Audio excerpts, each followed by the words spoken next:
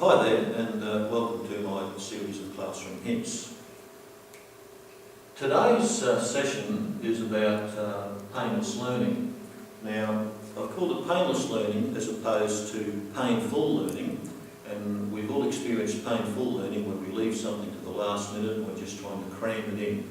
And sometimes it works, but most often leaving things to the last minute, trying to cram it in, just gets the poor old brain a little bit mixed up, and under the pressure of an exam and trying to do well under the pressure of time, things seem to go a little bit haywire. So, painless learning, well, what we're going to do is look at the fact that everybody has a partially photographic memory. I mean, I have met two people in my life that have photographic memories. One guy I went to school with, he could just shut his eyes in the exam and read down the page, get the answer, and away he goes. He was also good at problem solving, this guy, so he had it all. It was quite amazing. But for most of us, we have a partially photographic memory, and the human brain, we know, is good at learning things slowly. I mean, there's probably a few people around that can absorb things, especially the people with photographic memories can absorb things very quickly and retain it. But for most of us, which partially photographic memories, the human brain is good at learning things slowly. For most of it's not good at cramming things in at the last moment.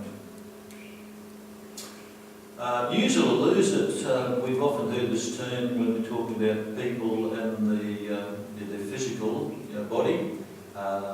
Keep moving the arms, the muscles, keep the body moving to keep it going.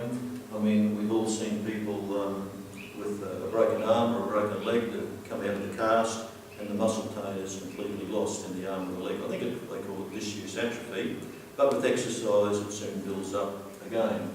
Now, the human brain is similar. Just as you can go to the gym and build a strong and toned body, so too can you exercise your brain and make it stronger, smarter and quicker. I think it was Socrates 2,000 years ago that said the brain was like a muscle and you could exercise it, work it and make it stronger and smarter. That was probably dismissed for many years, but recently we know that there's some truth in it. So why can you remember some things but have trouble remembering others? And the answer, of course, is the level of interest that you have in the topic. For example, if the information is about your favourite singer or actor or sporting star, then you're really hungry for that information, and you don't need to be told twice because you're listening intently when you're receiving information, and you seem to be able to remember every little scrap of information or every piece of information that you hear about your favourite singer or actor or sporting star. However, when you get into class and the information you're receiving is about one of your least favourite subjects at school, then it's a real burden to actually listen properly. You're not hungry for the information, and because of you're not making that intense connection when you're listening and receiving information, you don't retain it. So how do we get around this problem of not remembering everything that we need to? And one of the foundation stones of this particular video of painless learning is the fact that we all do have partially photographic memories. So I often talk about students who come to the school. A lot of the students at school that I'm at have to travel for an hour or so on the train. So their very first day at school, they'd jump on the train at the main city or wherever they're coming from and probably go through 20 different stations to arrive here and then 20 stations going back home. So no chance remembering what station comes after what on the way here or on the way back. However, they sit on the train, listen to music, have a chat, reading, and just out the corner of their eye, they're seeing the names of the station, they're probably hearing it in some stations, especially if they're on a train. So after about a month or so, they've automatically learned them. Their partially photographic memory has learned those without them even trying to learn all the correct order of the stations.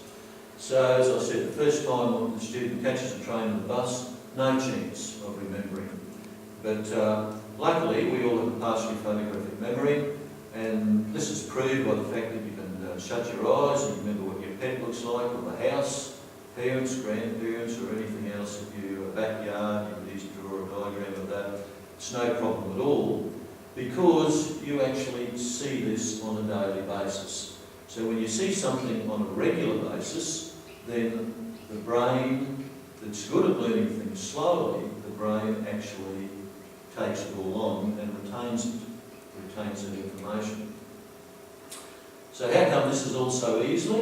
And the answer, of course, is, when you sit on the bus or the train, as I said before, you're chatting, reading, listening, but out the corner of your eye, you're seeing the bus stops at the train station, and you're seeing it on a daily basis.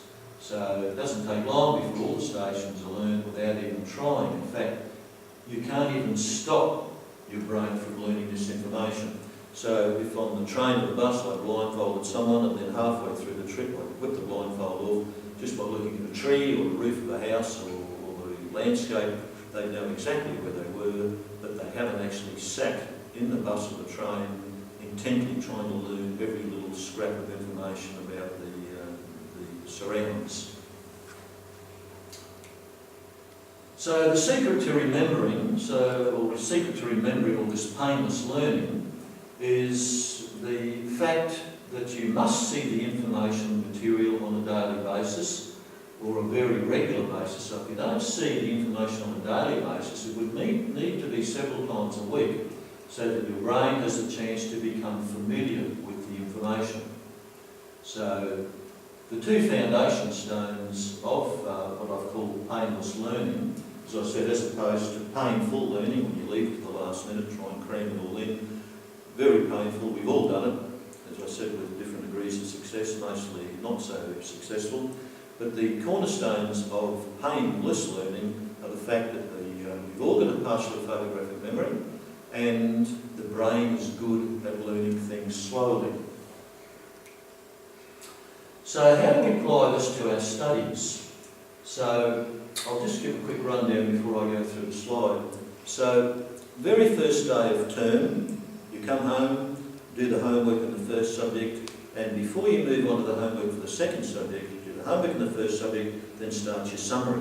Now the summary just needs to be the key facts or key main ideas. You don't need all the ands and these and the buts and everything else. Just the key information on that particular topic for the day or concept. So homework done on the first subject, do the summary on that subject. Move to the second subject, do the homework, then do the summary. Third subject, homework summary, and on you go for your 5 or 6 subjects.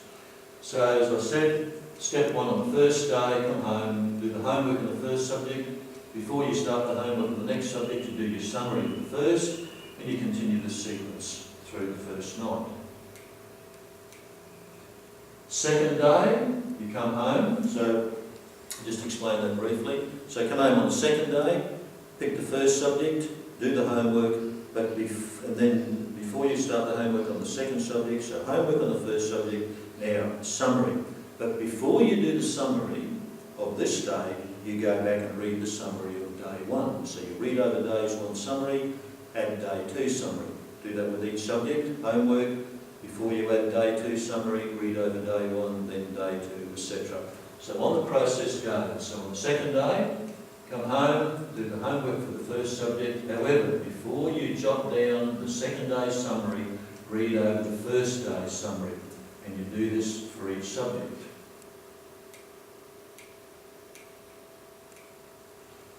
Now, this process, just make sure I haven't left out I did leave out a slide. So on the third day, so same process, on the third day, you come home, do the homework in the first subject.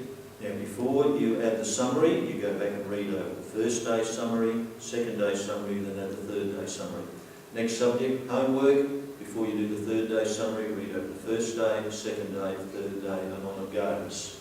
So what you're actually doing is you're creating that train trip. So you're using the fact that the human brain is good at learning things slowly, and the fact that we've all got partially photographic memory.